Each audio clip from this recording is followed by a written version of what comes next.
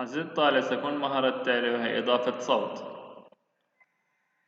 نذهب إلى البرنامج، ولتكن إضافة الصوت من بداية الشريحة الأولى. من قائمة هوم نختار Add Music.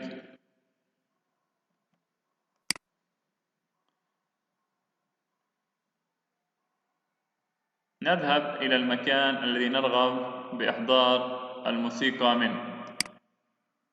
كما ترى عزيزي الطالب، نحن لا نستطيع معرفة المقطع الموسيقي. هنالك طريقة ما نستطيع سماع الأغنية قبل إضافتها، وذلك باتباع الخطوات التالية. بالضغط على مفتاح الماوس الأيمن نختار أمر بلاي.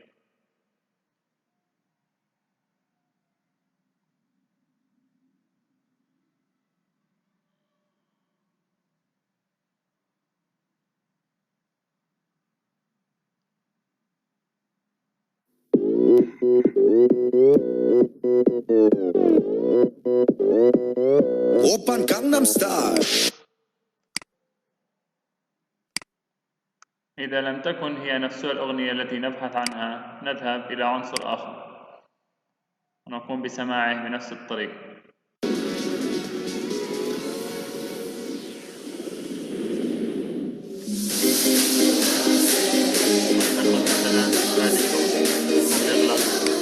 ومن ثم نضغط على أغنية.